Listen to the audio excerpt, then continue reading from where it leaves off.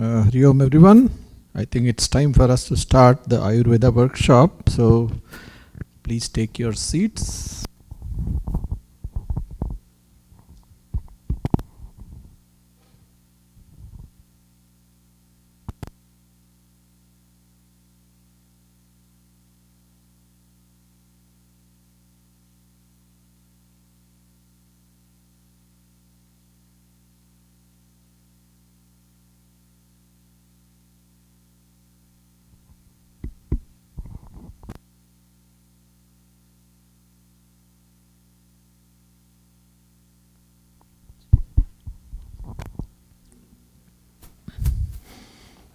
So it is good to start with seeking the blessings of Bhagwan. That's what we got an opportunity to do before starting any such activity.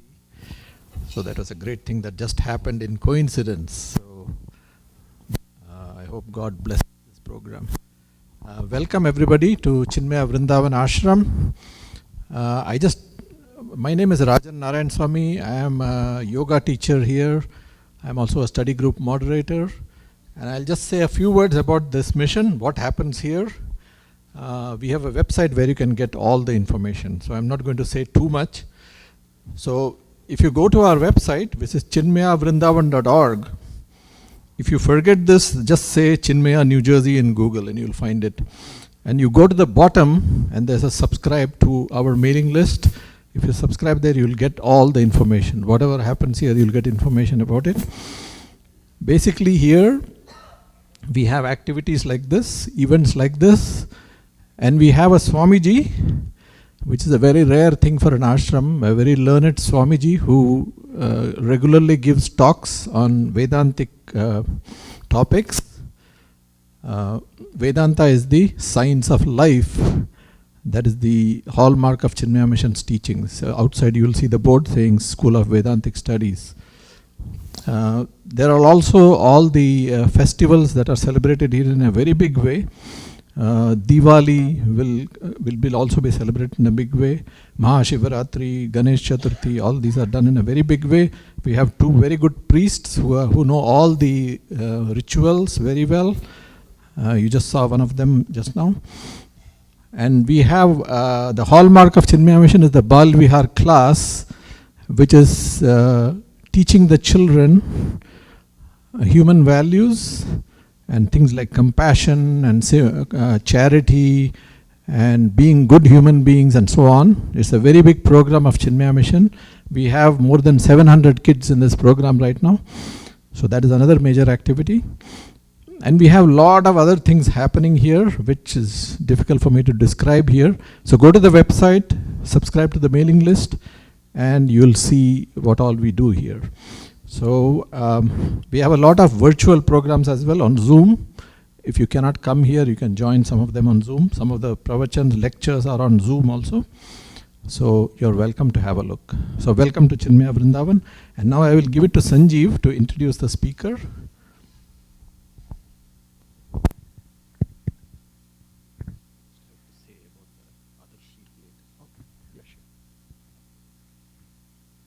Thank you, Rajanji.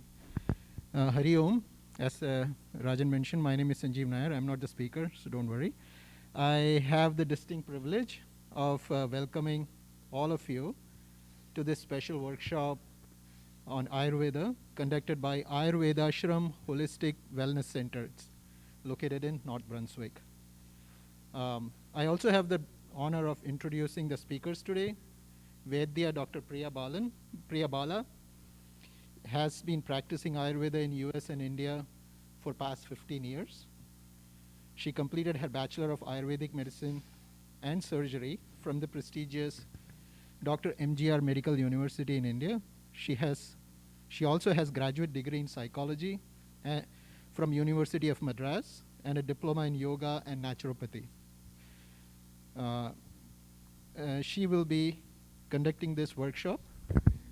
She'll be conducting this workshop along with Aruna Ramesh.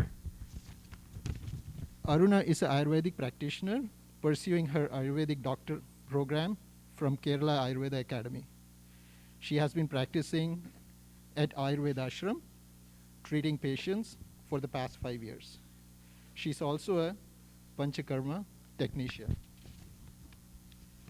So today, Vaidya Bala and Aruna Ramesh, along with Ganesh Lalam, will be enlightening us on the ancient system of Ayurveda, including detoxification therapies known as Panchakarma, and they will also cover meditation and then conclude the session with a Q&A.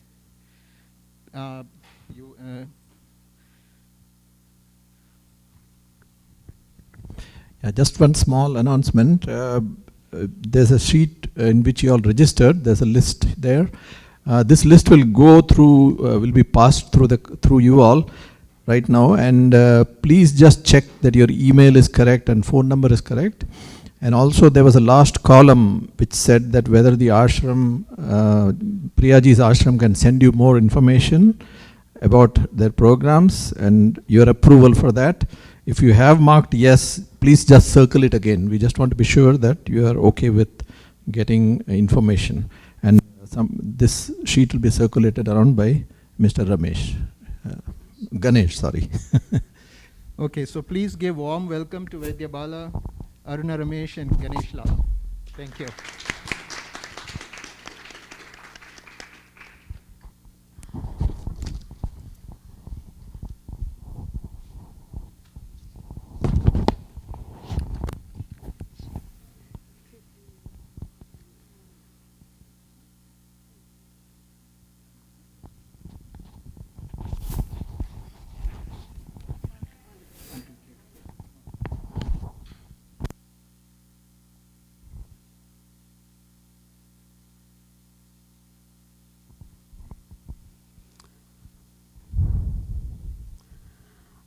Good morning, everyone.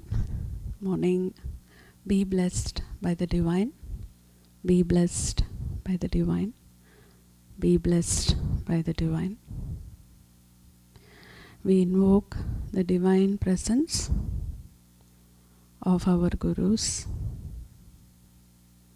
and all the Maharishis, the saints who conceived and propagated the science of Ayurveda. We are all sitting here to get a right perspective and understanding about the ancient wisdom of Ayurveda. So we invoke the presence, and we are grateful to all of them for passing this great knowledge through generations.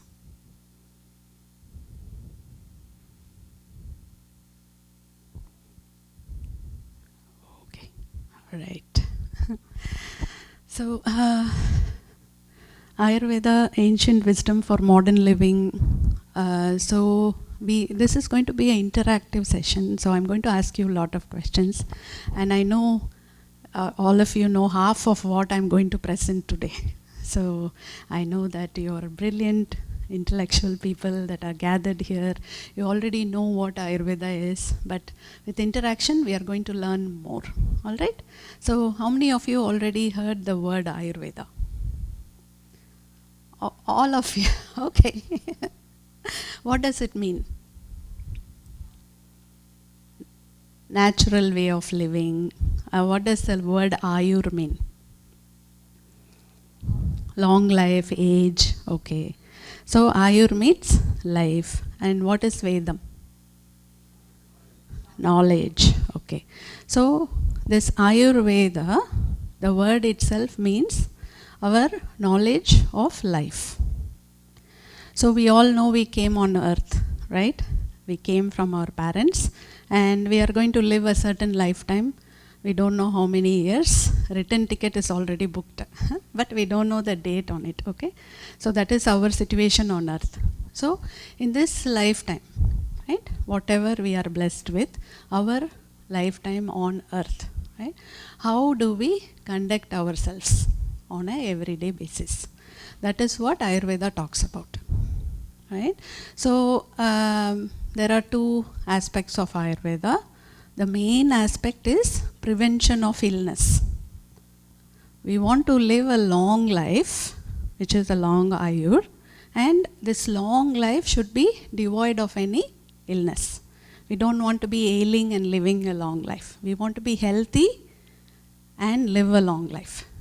And also we want to be happy and live a long life, right? And we should be always of service to others and live a long life. So this is a fulfilled life we are talking about in Ayurveda. So let us start with the basic shlokam that we go to college. The first shlokam they teach in Ayurveda is Dharma Artha Kama Mokshanam Arogyam Moola Karanam.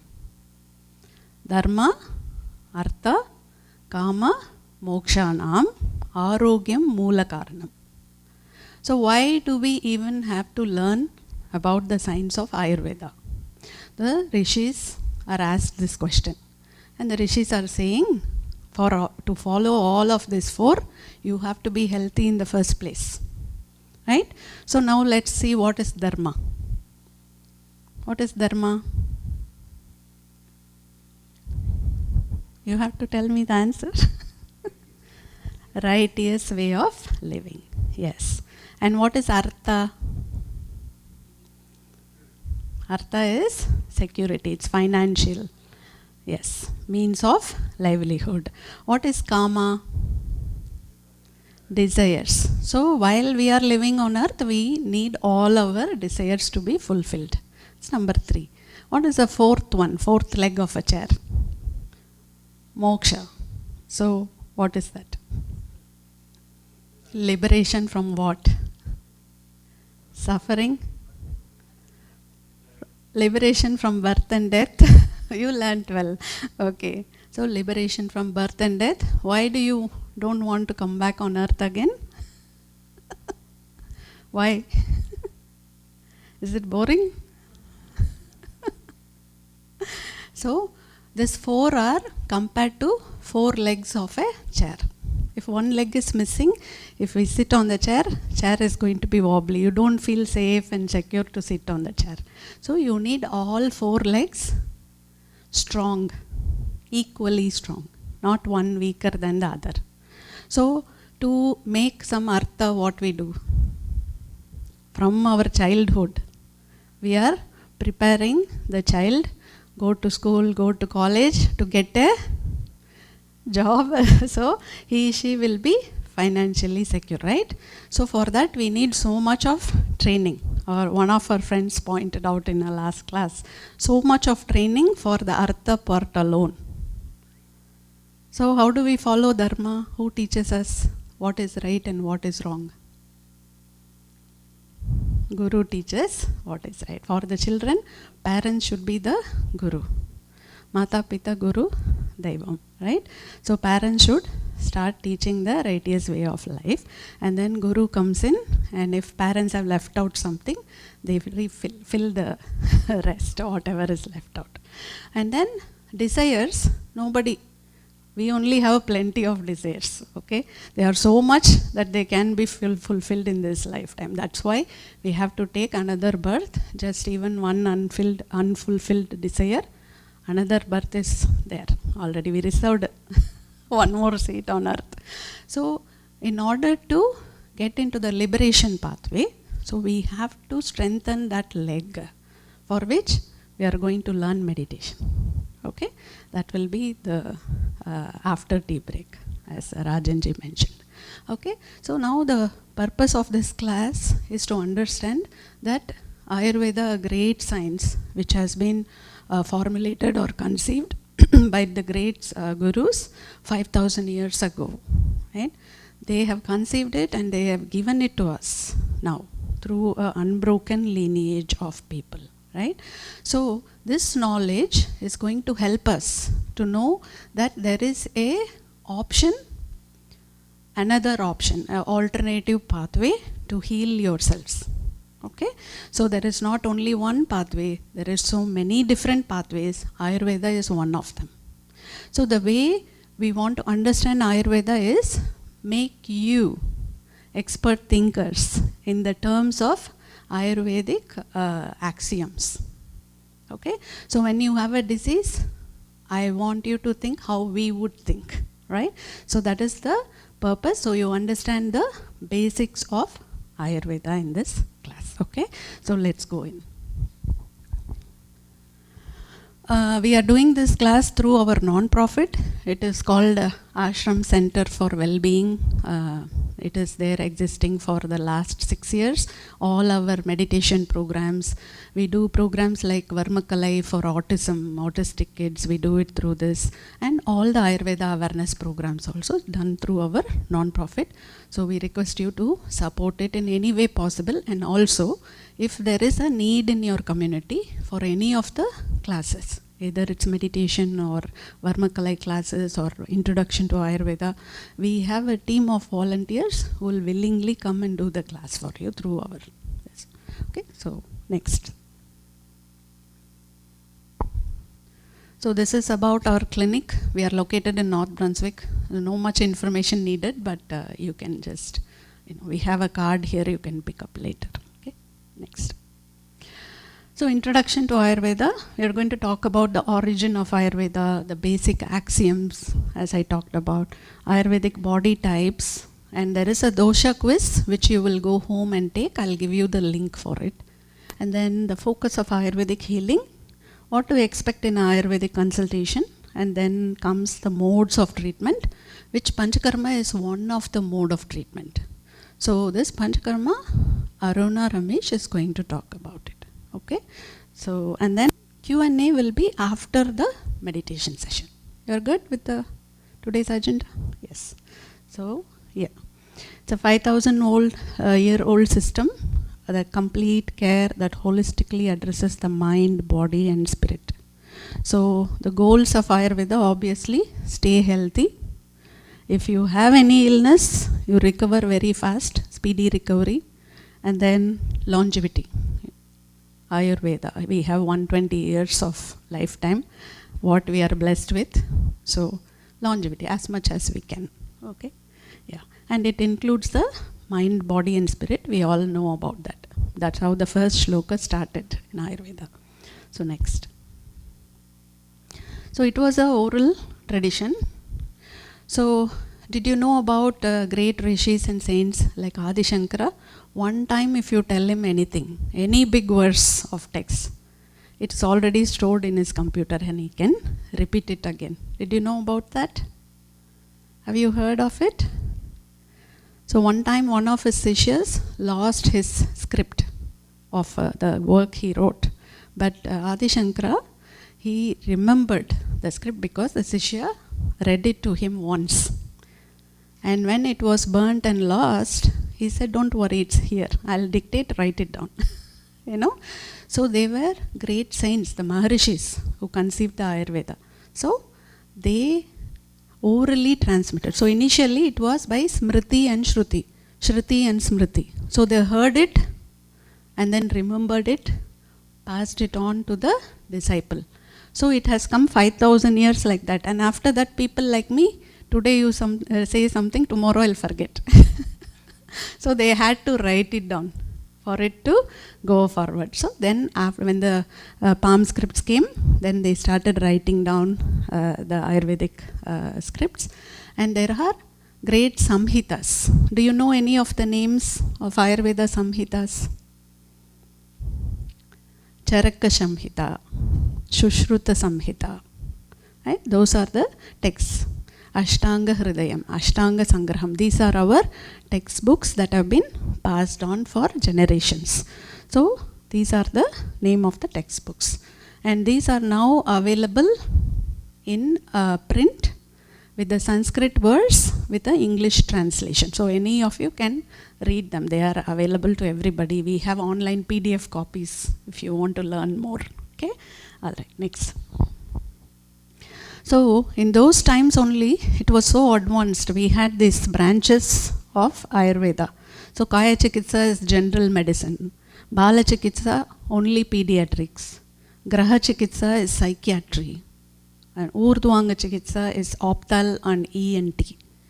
And Shalya Chikitsa is surgery. In fact, Shushruta Maharishi is the father of surgery. Even in Chennai, Stanley Medical College, they have a big statue of him saying father of surgery. So they recognized him. His techniques are even used now in plastic surgery. Okay? And Damshra Chikitsa is toxicology. In those days we have to be in forests and the snakes will come, scorpions will come. So toxicology was playing a very major role in Ayurveda. Jara Chikitsa is geriatrics and rejuvenation, and Vrisha Chikitsa is aphrodisiacs. So these are the branches of Ayurveda. Alright? And there were specialized set of people practicing these different branches. Okay? And even now, after we finish our BAMS degree, there is a MD program in Ayurveda. In that MD, you can choose any of the specialities and do it for 3 more years. So you become a specialized OBGYN in Ayurveda, or you become a pediatrician in Ayurveda. So these options are available in India. Okay? Next. So what are the basic axioms? How do you look at a healthy person and what is disease according to Ayurveda? Okay? So Ayurveda is based on these 3 axioms. 5 elements, you all know what the 5 elements are. Can we say that again? From the heavier to lighter. Earth, water, fire, air, energy, ether. Okay? Yeah, 5 elements. And what is outside in the universe is in the body. Yes or no? Universe is made of 5 elements. We are also made of 5 elements. So we are Panchabhuta Tattva. So 5 elements. What are 3 doshas? Vata, Pitta, Kapha. There you go, experts. So why 5 elements and only 3 doshas? Why can't there be 5 doshas? Combination. So you said the last one is space or ether, right? So there will be no problem with space or ether because it's holding the other things, right? And then what is the earth? Earth is the solid elements, right? So you have solid elements and the space. What is moving in between? What is connecting these 3 is the middle 3 elements. Air is moving, heat is moving, water is moving. How is water moving in the body? Water is moving in the form of blood, lymph and other body fluids. And then air is moving through your breathing and every cell needs oxygen. Heat, you touch anywhere in the body, there is a temperature. Heat is circulating. So disease according to Ayurveda, if there is any block in these 3 movements, anywhere in the body, one becomes higher and one becomes lower, right? So then it causes an imbalance, which is disease. So we check the 3 doshas, which are the 3 moving elements in the body. Does it make sense? Okay. Next is 7 basic tissues. Okay. So let's go to the next slide. So we already learnt about Vata, Pitta and Kapha, and our duty is to maintain balance among the 3. And next. So the 3 doshas, they are located in different parts of the body. Okay?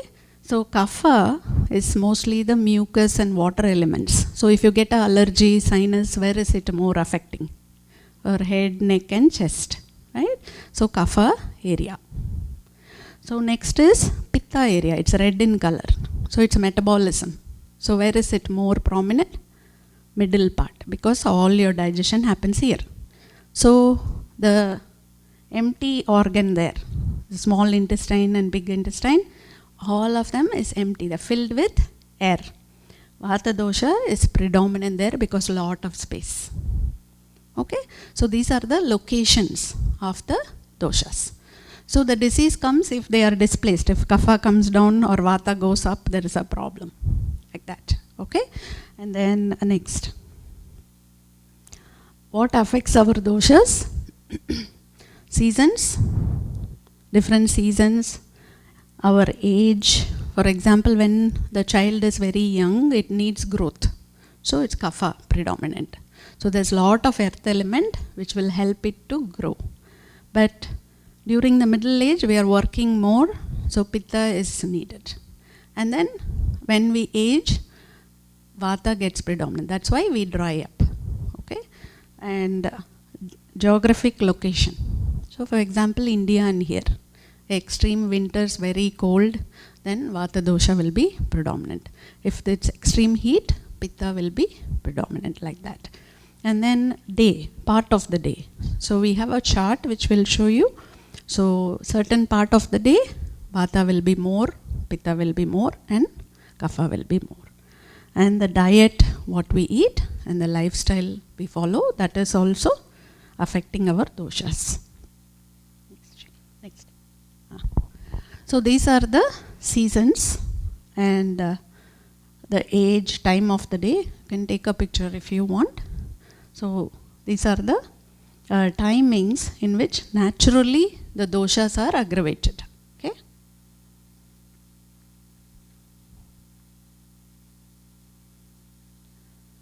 So if you look at one example here, 2 to 6 a.m. in the morning, right? It's a kapha time, right? So if you look at children who have wheezing, for example. So wheezing happens when there is a lot of mucus in the lungs. And the kapha time is 2 to 6. Most of them will have the problem in the early morning. So that is how we relate all this to the disease. Okay? Alright. Next. So now the 7 basic body tissues. Okay? So we are made up of tissues, and in the modern medicine we have different systems, right? Can you name some of the systems, the anatomical systems? What do we have in our body? Digestive system, yes. Nervous system, circulatory system, reproductive system, immune system, great. What else? Respiratory system, okay. So we have different systems, right? So in anatomy, we have systems and there are organs in each system. So in Ayurveda, we categorize them into tissues. They are called Sapta Dhatus. What are they called? Sapta Dhatus. Sapta means how much? 7 different elements. So in the 7, what happens when you eat the food? The first transformation of food is the Rasadhatu, which is chyle. It's known as chyle. Second transformation is Rakta. Rakta means blood. So from the blood, third transformation, muscle is formed. From the muscle, fat is formed. Fat is separated. From the fat, bone is formed. From the bone, the marrow is formed. From the marrow, the reproductive tissue is formed.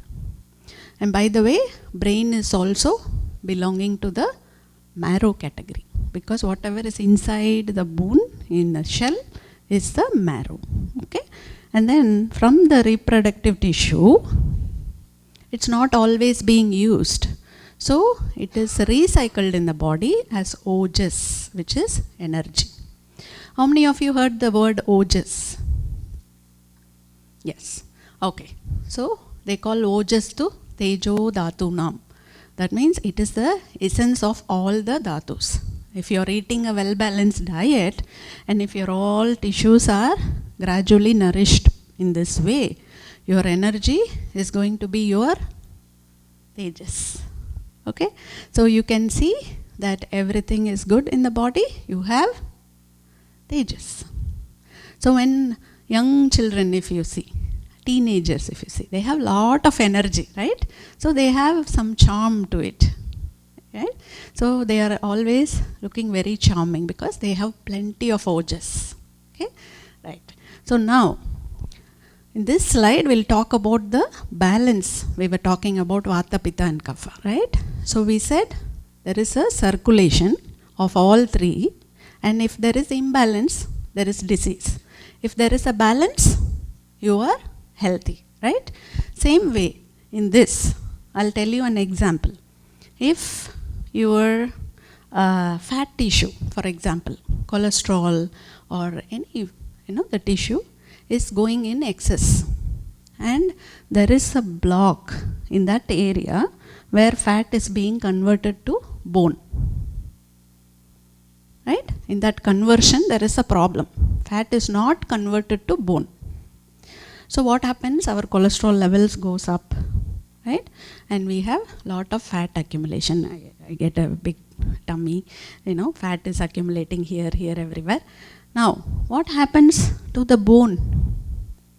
The conversion is not happening from fat to bone. What happens to bone? What do we get? Osteoporosis, right? So now, I am trying to give lots and lots of calcium. Feed the calcium through food. Okay? So you think the calcium will reach the bone? What is wrong? What is wrong? There is a blockage. Your metabolism is not right there. Correct? It is not converting from that tissue to another. So our goal, first goal, is to clear that. Why it's not converting? Because there is enough calcium in your food. Even if we eat plenty of vitamins, if it is not converting throughout this cycle, we are going to still feel tired. Did we understand the dhatu? It's called dhatu parinama. Transformation of one dhatu to another, one tissue to another. So if there is a problem there, we will have problem. Same with blood. Not enough blood formation, anemia. Not enough muscle formation, muscle wasting, as in diabetes, chronic diabetes. And then not enough marrow formation, you get other multiple sclerosis and other disease of the nervous system. Whatever affecting nervous system will be bone not converting to marrow. Marrow is the nervous system. Okay. So now then how will be our reproductive tissues if this conversion is not happening properly? The quality of the seed. What is the seed? It is a sperm or a ovum. This one cell can give birth to another human being like us, right? So it has to have plenty of ojas in it in order to reproduce a healthy human being. And it is our responsibility as parents to keep it in the topmost quality by following certain lifestyle, especially when we are planning to have a child. Social responsibility. Okay, so this is one of the way we understand the transformation. Okay, so now when there is a sama agni, balanced digestion, this transformation happens very smoothly and there is no problem. You are able to maintain your health. Okay, next. So the body types, Vata, Pitta and Kapha, most of the people who attend the workshops, they just want to know what is my body type, what is my prakriti. Okay, so very curious to know what the prakriti is. There are 3 body types, but nowadays it is not only one single body type alone. It's always like one predominant and one along with it. So I'll go to the next slide. So the prakriti, when is your body type formed? When you are formed as one cell in your mother's womb. That is when you decide you are this prakriti. Okay, and you choose to come there in your mother's womb, and based on your mothers and fathers, whatever they have given in the seed for you to grow, you decide what your prakriti is. That's going to stay until our life on earth. Okay, next, it does not change with age. It determines a lot of futures of the person. Even though we meditate and learn a lot of things, we become more and more sattvic, still you can, like when I skip, you can feel, oh, this, she's getting angry. It's more pitta. Like that, you can find out the basic will always sprout. Okay, like that. And then when you were conceived and born, state of the mind of parents, the food they ate, everything counts. What is going into your mindset. Okay, next. So the characteristics, the physical characteristics are Vata, they are more thin. Even they eat a ton of food, they will remain thin. Pitta will be always medium. Kapha, even they eat little, they will keep putting on weight. Okay, so that's Kapha. But they do have their plus and minus, which you can read over there. And digestion, it's variable. Vata sometimes have loose stool, sometimes have constipation, alternate. Pitta is always soft and loose bowel movements. Kapha is normal, well-formed stools. Okay, so we learn in what are the points we observe in Ayurveda. So we learn a little bit about all these things. Next. So the emotions. So as Vata person, no, what he will do in the office, he will start a project and he will put it in somebody's head and run away. You can't catch hold of him again. Okay, and then Pitta person, he will not do it himself. He will gather a group and he will not sleep, he will not let the other people sleep. He will get the job done, okay, but in a much quicker phase.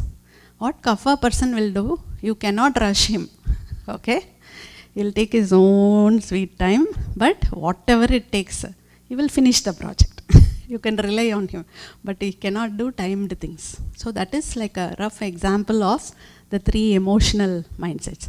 Same way, Kapha person will never quickly forgive or forget because it's difficult for them to forget. They have long-term memory, very strong, like elephant. So they are going to remember everything that you did. Be careful with them, don't hurt them, okay? And Pitta, immediately they will react and they are angry or jump up and down, they're done. Vata, today they would have had a big fight with you, tomorrow they'll say, hey, how are you? So that is how Vata will forget. So these are some examples of the emotions of the people, okay? And the strengths of Vata are they are creative and spontaneously they can come with a million ideas. Pitta, leadership and critical thinking, they'll always think right on spot. And Kapha, they have stamina and willpower to complete what these two started. Okay. Okay, next. So mind characteristics. So this, when they are in balance, it's very nice. See, all good qualities. When they are in imbalance, what happens? Is always Vata person is distracting, talkative and confuses other people. Okay, and Pitta becomes a little aggressive and become critic and blames others. And see, Kapha, too much attachment, inertness and congestion. So these are emotional and physical too. Okay, so whatever there is in your emotional being, that translates to physical. Okay, so that we must never forget. If there is something in the emotional, we have to let that go in order for it not to becoming physical. Like how water vapor condenses to form water and condenses further to form what? Ice. And ice is visible, solid, palpable, right? So that is how our body develops disease. It was first vapor only. You must never forget that, okay? Because we don't know what happened before, what caused it. We are just want to break down the ice, never happens, okay? Have to find the source where the water is leaking. Where is the vapor coming from? From here only, okay? All right, next. So the root cause of disease, okay? So we knew that seasons and other things, other factors, they create balance or imbalance in the doshas, right? So same way, there is a concept of ama we should understand in Ayurveda. When you see any Ayurvedic doctor, they check the pulse or something, they'll say there is too much ama in your pulse. You know, ama means what? Their undigested food becomes toxic to the body. See, the conversion is not happening properly, then there are stagnant tissue elements which become toxic to the body. We call it ama. Okay, so ama accumulation makes us feel sick and tired because there is lumps of toxins, your circulation of doshas or dhatus not very free. Okay, and then it's associated always with constipation. Okay, because nothing is moving out, it's all stagnated and congested, and it can be induced by environmental, food and drug induced toxicity, stress and poor lifestyle. Okay, so next. So how do we know if we have ama or not? Your homework is, after you go home, look at your tongue in the mirror. If it looks like this, coated, Okay, this should not be after cleaning. It should be first thing in the morning. Okay, if you cleaned your tongue, that doesn't count. Okay, so you have to look at your tongue, and this tells you that there is ama in the system. Okay, so that's why they call tongue is the mirror of the digestive system. Okay, understood? So how many of you will check your tongue tomorrow in the morning? So if there is ama, we must understand that we are either eating excess amount of food that we can digest, or we are eating heavier foods, heavier quality of foods that we can't digest, or we are just eating before the previous meal is digested and when we are not hungry. It's on the end. Q&A is last. Okay, but please write it down because you will forget. Okay, if you have questions, just make a note so we can have a good discussion at the end of the program. So, tongue you can check for your children, you can check for yourself. So when the tongue is clear, that means your digestion is good. Okay, next. So the focus of Ayurvedic treatment is balancing the three doshas. You already know that. Strengthening the Agni, the digestive fire, so all the transformation is good. Number 3 is elimination of toxins. You know that too. And finally, stress relief and rejuvenation to prevent and help alleviate the pain and other symptoms of specific diseases. So if there is already a disease that has manifested, then we focus on first 3 and then help with the other symptoms, including the stress relief and rejuvenation. Okay? All right, next. So what happens in a consultation? There are 3 things. It's called Trivida Pariksha. So visual, palpation and questioning. Okay? We have a questionnaire which asks you about all of this. About your urination, about your bowel movements, and we look at your tongue. And if a person walks in, he takes 1 second to come from here to here. He's probably a Vata person, because we don't know whether he is walking or running, right? And one person starts there and he sits and talks to Sanjeev there, and then he comes, stands there and talks to Rajanji, and then he comes to me, and then what happens from there to here? He takes so many breaks and he's cool and calm, Kapha person. And Pitta, straight come, sit down to the point. Okay, so these 3 categories you can just watch from the way they are coming in and how fast they are trying to tell you their symptoms. They'll tell as if they are like they ran out of time. I have to tell you, I forgot that. I have to tell you this, it's Vata. I said, okay, you have time and you have already written down and I'm reading it. Like, take your time, but they can slow down. That's Vata. So now we have these 3 people walking, how they are walking and how they are expressing. Everything tells about their Prakriti. So there you know that. And then by their speech, by their touch, whether they feel cold or hot when we touch, and also by checking the pulse and their physical form. Are they thin or they little rounded, or how do, you know, those things. And the these are the Sanskrit names. They are called Ashtavida Pariksha. Nadi, Mutram, Malam, Jihva. Jihva is tongue. Shabdam, Sparsham, Netram and Akruti. Okay? These are the 8 things we look for. These are part of the intake form. We just try to put it in a way that it is easier for us to assimilate the information. Okay? All right, next. So what are the modes of treatment we use in Ayurveda? So first is diet. Second is herbs. Third is marma and acupressure. We include these in our Panchakarma as well, because the diet and herbs, they work on the physical body.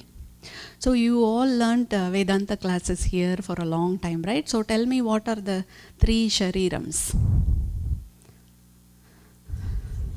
Stula shariram, Sukshma shariram, Karana shariram. So if you want a holistic treatment, right? If you want a holistic treatment, you want to access all 3 bodies, yes or no? Yeah, but the disease that we see normally is in the Stula Shariram, right? So you cannot address only physical symptoms and not touch upon the other two, then it is not holistic, correct? So the first two, which is diet and herbs, address the Stula Shariram because it has to go through the digestion process. The next one, Marma and acupressure and the Yoga Pranayam, access the second body, which is Sukshma Shariram.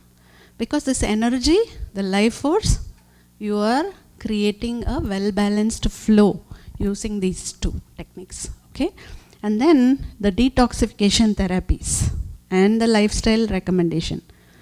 These address all of them. But there is only one thing that can address the deepest of your deep, which is Karana Shariram, causal body. What is the one technique that can address the causal body? Meditation. Yes, that we will learn in the second part of the program. So except that, except meditation, there is no other way we can access our Karana Shariram. One other way, if your guru thinks, okay, he or she can access. Okay, yes. All right. Next. So preventative practices. Next slide. Next slide. Yeah. So these are some of the things that we teach you. Dinacharya is a daily routine or regimen, so which is the entire topic by itself. And then Rutucharya is seasonal routines and regimen. So, and then Annapana Vidhi is following dietary regulation. So I know you have a lot of questions about food, but today's program we are not covering a lot about food, but in the Q&A I am going to tell you about very key important points that you have to follow in your diet. Okay, and these three will be, I am going to request Rajanji and Swamiji to give us another program here just to cover this. It will take 2 hours for us to do the first 3 topics together. And then we have the Shodhanam. So say if we have a lot of toxins in the body and mere use of herbs alone or lifestyle change alone cannot help to eliminate the toxins, then we go to the next step, which is the Shodhana therapy. Shodhana means what? Cleaning. Maybe like spring cleaning, right? Or like a deep cleaning, okay? So this Shodhana, it means a periodic regular detoxification through Panchakarma, okay? Which Aruna Ramesh is going to talk to us now, okay? So next. So now I invite Aruna Ramesh to talk about the Panchakarma, okay? So far we learnt about the foundation on which the science of Ayurveda is built, right? So we have the 5 elements, and then doshas, and then 7 dhatus, and then balancing all of this. And then in the first slide we learned we are not only the physical, but we are also mind, body and spirit, and without the spirit treatment is incomplete, okay? So now she is going to talk about Panchakarma and what is Panchakarma and why is it used, how can we use Panchakarma in our lives, okay? All right, and then we will get back to you again, all right? Okay, thank you. Arunaka. Yeah, so let's all give a hand of applause to our Vaidya. She gave us a beautiful introduction. Yeah, so let's go on to, let's just continue with our session. So Panchakarma. So Ayurveda, closer, okay. So I'll give you a quote from Ashtanga Hridayam. It says, Swasthasthya swasthya rakshanam aturasya vikara prashamanam. So which means maintain the health of the healthy and also cure the disease of the sick. So these are the 2 things that's primarily we focus in Ayurveda. Okay, so in Ayurveda there are 2 things, as she said, two modalities of treatment. One is called the Shamana, which she discussed briefly. So through herbs to your daily food and other regimens. And then the 50% of it is through panchakarma. So panchakarma can be both a curative modality and also to maintain. As it says, it's also to maintain yourself also. Both it can be used. All right. So let's go deeper into it. So yeah, so it's already written. So the one is called the Shamana and the next one is the Shodhana. So we discussed a little bit on the Shamana. So we'll go a little bit more deeper into the Shodhana techniques. So what is Panchakarma? As you know the name, Pancha means 5 and the Karma are the actions. So we'll see what the 5, we'll see why we need Panchakarma in the first place. Okay, before seeing what are the Panchakarmas. So it's a body, we can relate it to a car or any vehicle. So what do you do to your vehicle? Like you periodically, for it to run smoothly and for a long time, 100,000 miles, 200,000 miles, if you need it to run without any hitch, what do? You take it to service, right? So when you go for service, so you change the oil, you change the filter, so you do all those things. So similarly, just a car which is just a non-living thing, like which you depend. So if you're going to do that, so imagine what you should do for yourself, this body which is going to live for 120 years, right? So it has a capacity to live for 120 years if we maintain it well. Okay, physically, mentally and spiritually, if you are able to maintain it, it will live to 120 years. So what do we need to do? We have to oil it, we have to clean it, we have to keep it in order just the way we do to the car. All right. So the 5 therapies. So what are the 5 therapies? I'll just tell you those 5 therapies because you'll be curious as to what they are. So the 5 therapies. The first one is the Vamana. We call it Vamana, the emesis. The second one is Virechana or purgation. The third one, third one is Vasti or enema. And then Rakta Mokshana or the bloodletting, and then the 5th one is Nasyam or the nasal therapy. Okay, so these are the 5 therapies which are suggested by the Panchakarma. So, but due to the Desha, Kala and all that where we are living right now, we have to customize it, and also the legal, we have to take care of the legal aspects of it. So we have all the Ayurvedic doctors in the US, they have customized it in such a way that we can give you the best solution, best treatment that it's possible. Okay, so for the Panchakarma, before we go into the Panchakarma, so we have to first of all we have to first cleanse you or clean you or prepare you for the technique. Okay, so they are classified into the Purva Karma, the Pradhana Karma and the Paschat Karma. Okay, so first, just like a dirty cloth, if you have a dirty cloth and you need to wash it, so you cannot, you just put it in soap and water, it's not, you can get something out of it, but if you soak it in hot water for some time, okay, and then you take it and then you wash it, you might see a better result. Or another example is you need to dye a cloth, okay, you need to put color to the cloth. So a dirty cloth, it's not going to, the color won't stick. So what do? You clean it first. Okay, you need to clean it. Or also you can like a stick. Okay, first you have a stick, and if the stick is so dry, if you bend it, it might break. So if you want to bend a stick, so what you do, you soak it in water so it bends. So similarly, we have to prepare the body first. So that is the Purva Karma.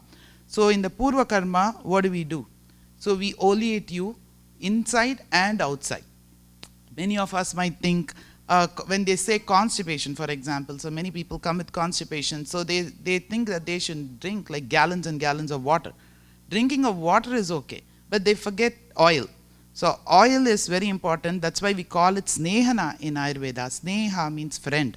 Oil is your friend. Ghee is your friend. So many people have a fear of oil or ghee. When you say, they think it's your enemy, or you'll get cholesterol, heart, they go into those things. No.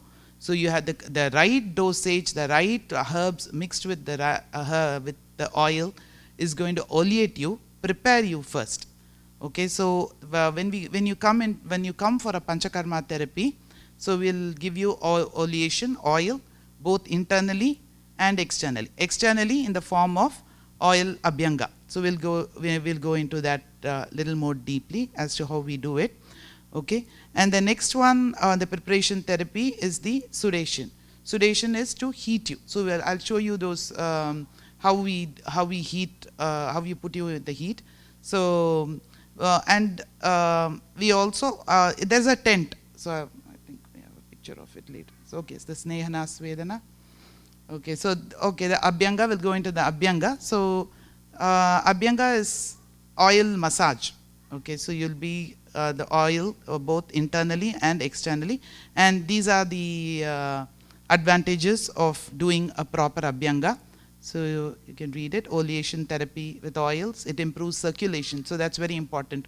So when the Abhyanga is done, when the massage is done, so it improves the circulation. So we use the herbal oils, which are for each and every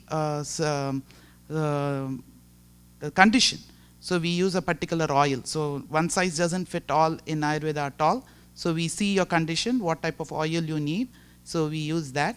It reduces stress. Okay, and then after the Abhyanga is done, then the next step is to put you in this kind of a tent. Okay, and we release the steam. And the steam also, you will have some herbs in the steam.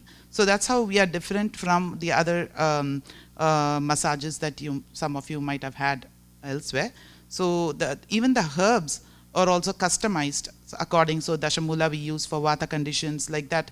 We have herbs which are mixed in the steam, and through that, the steam is passed on. We put the tent, and this will be done for 15 to 20 minutes. So after the Abhyanga will be done for 15-20 minutes.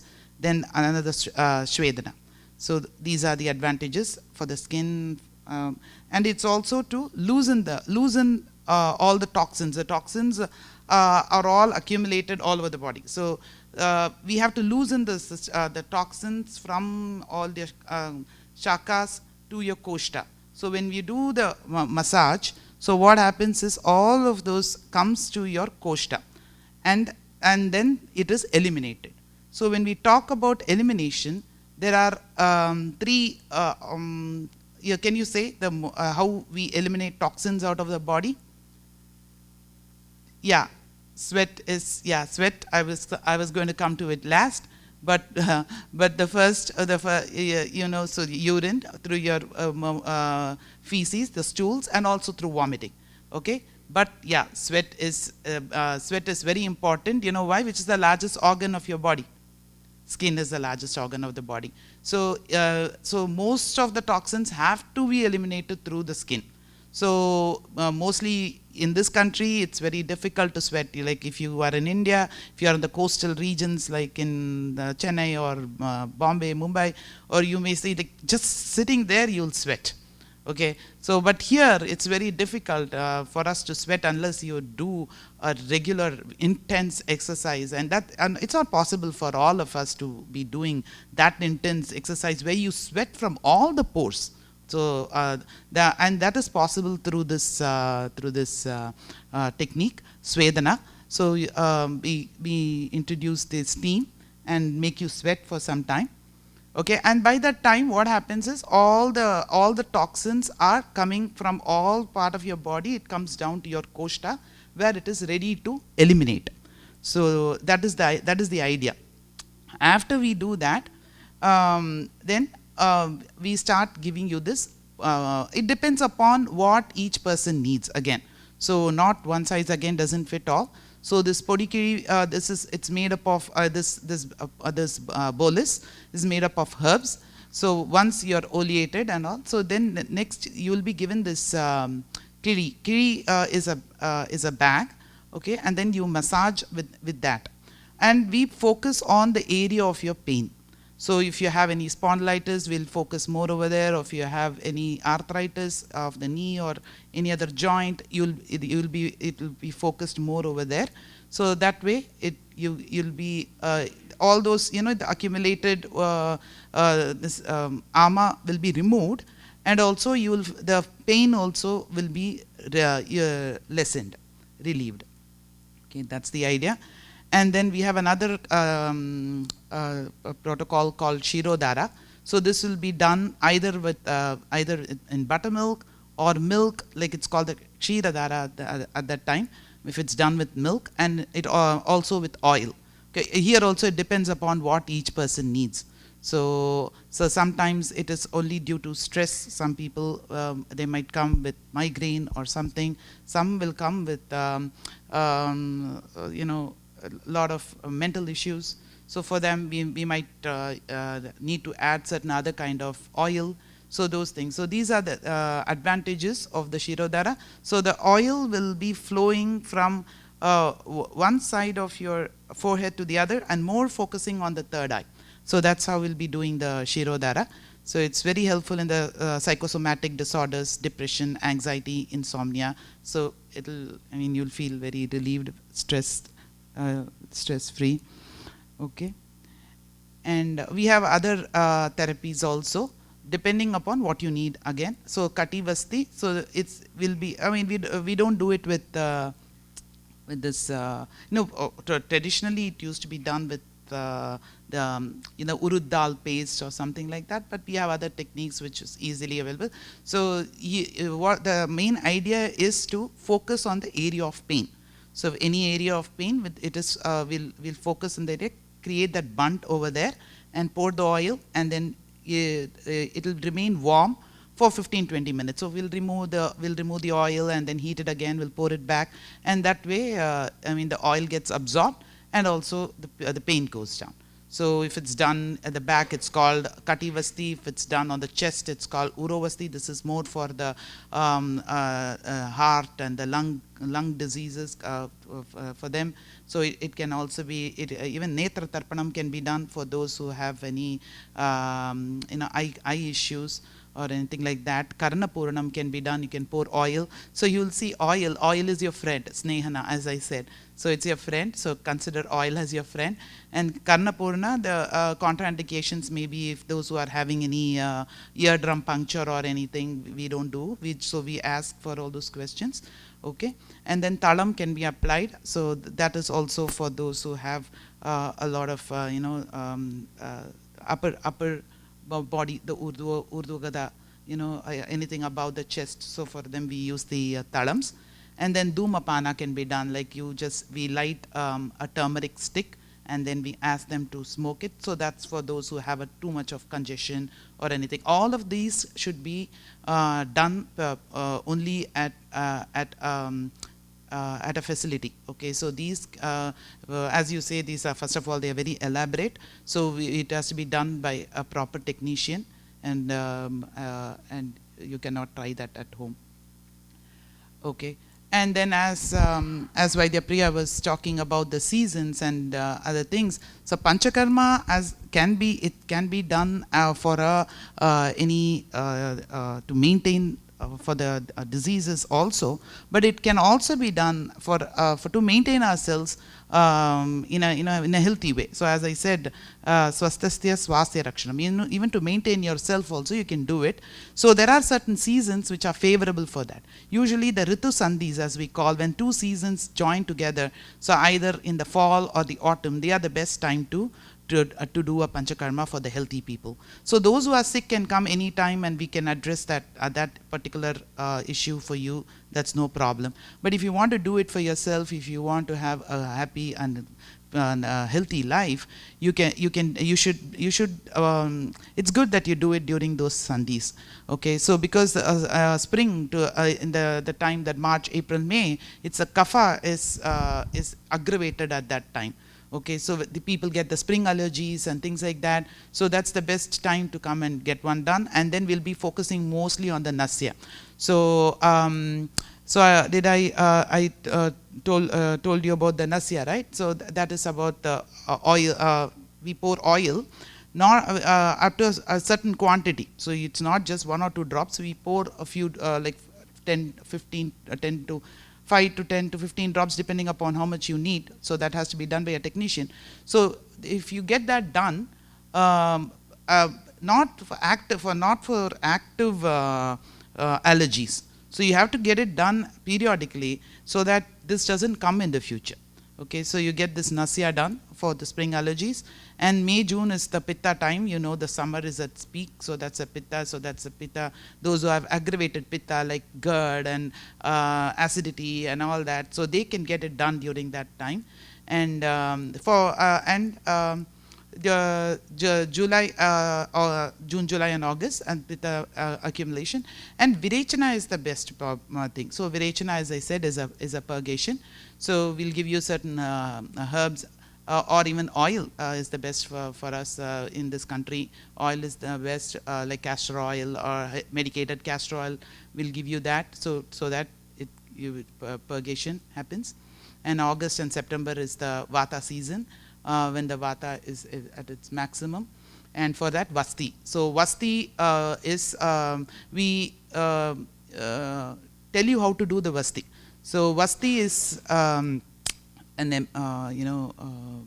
we give you a kit where you can take it home, and you can use it yourself. We'll teach you all the techniques how to do it. So that's the best for Vata. So when you see that when the oil get absorbed, so it goes through the anus, and then you pump in the oil, the medicated oil, not just any oil. So once you start pumping it, so it oleates your colon. Okay, not only oleates your colon, that is the easy form of, I don't know if you have all know, in olden days in India, so they used to, for small kids, so when they are sick, through the anal cavity, they will induce the medication, because that gets absorbed. That's the quickest way of absorption. So whatever you, after you clean, and then after that you insert oil through your anus, it gets absorbed faster. So you'll get the quickest relief. So those who are suffering from Vata, so especially those who have lower limb issues, the cervical, the knee arthritis or the hip problem. So all of those people, so if we give them the Vasti, it is the most effective treatment that can be done. Okay, and kapha accumulation, Vamana is suggested, but in this country we don't do that, because it needs a lot of observation. So you can only do it in a hospital setting. So maybe futuristically, once we get an Ayurvedic hospital in this country where we can 24 hours monitor someone, because their heart rate, their BP, everything has to be monitored when we do a Vamana. So that's why it's not suggested in this country. Okay, so these are all the different modalities of how we can do panchakarma in different conditions. We can do these. All right. So again, like it's why do we do a panchakarma? So as you said, maintenance of the health, that's very important. So even those who are healthy can get it done twice a year. Okay. And pain management, of course, that is pain management, especially in the arthritis or cervical or lumbar spondylitis, so or migraines. In those conditions, they can get it done.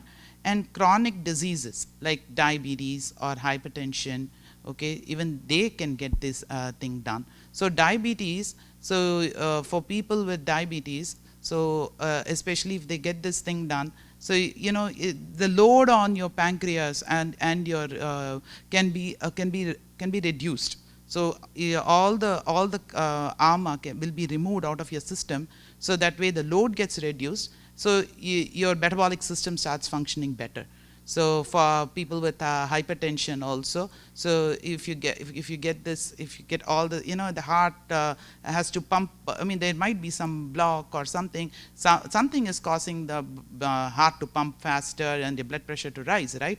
So if the ama is reduced and you do a periodical cleansing, so there are chances, and we have seen cases where their hypertension, BP has come down. And for hormone imbalance, so hormone imbalance, many of in not only the ladies, of course the ladies face a lot of problem with that. We see a lot of cases, thyroid issues and all those things. So many of them come with that. So that can be cured. And even for men, like hormone is not just for the ladies, it's for the men too. So the cortisol, which I mean the adrenal, it pump, I mean you're so stressed up and you're in adrenal it goes on an overdrive and pumps a lot of cortisol and you're stressed out. I mean you don't need a reason to get stressed in this country. So so people come with a lot of stress. So to reduce that, and skin condition. So as we said, that skin is the largest organ in our body. So we don't sweat, and then if people can't eliminate, they can't like go to pass their stools. So what happens to all the ama? It just gets stuck on the surface of your skin, and it's not able to eliminate. It's trying to eliminate, it's not able to do it, and then you start getting all the diseases like psoriasis or eczema or any of those. So they just treat it on the outside. When you go to the doctor, they'll give you topical creams. You keep applying, and you're doing more mess than curing yourself, because you're just applying it on the surface.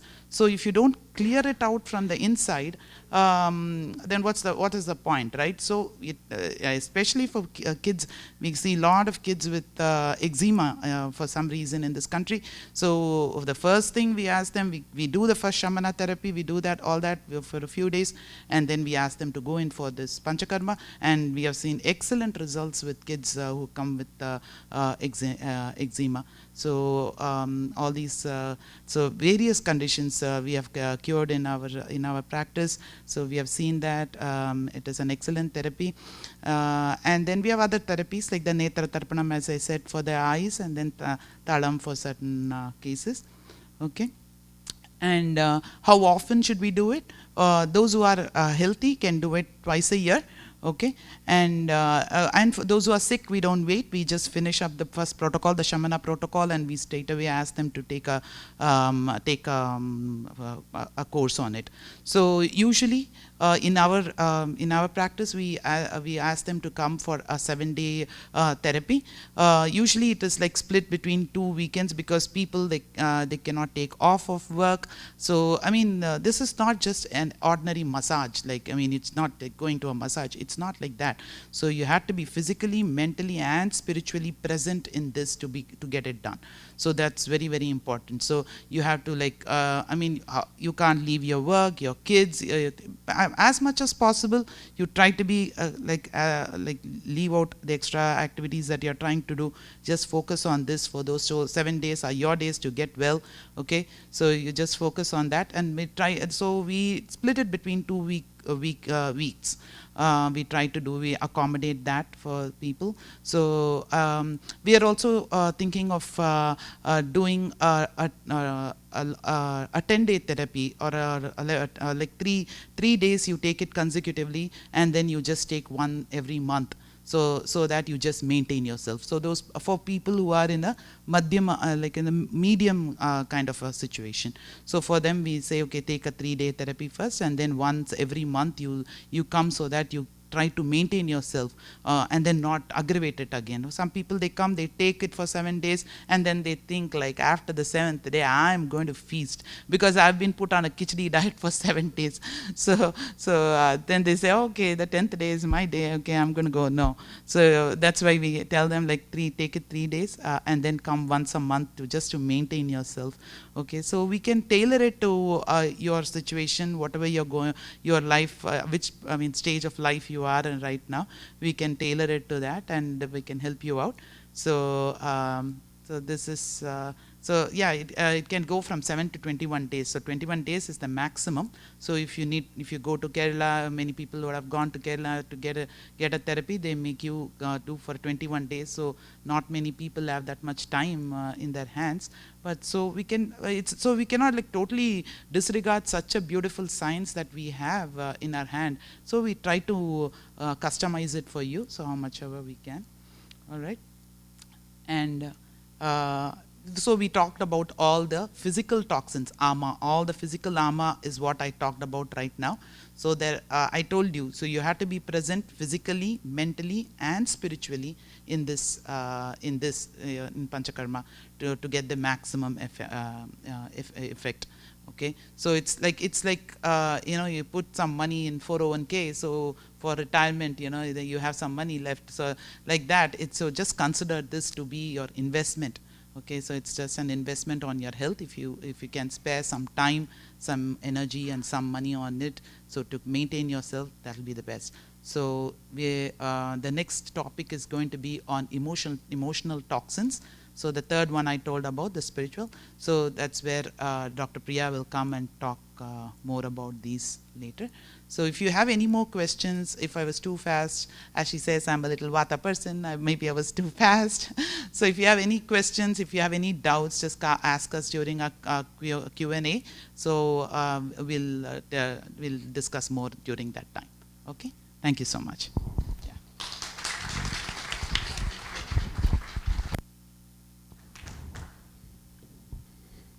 Thank you very much.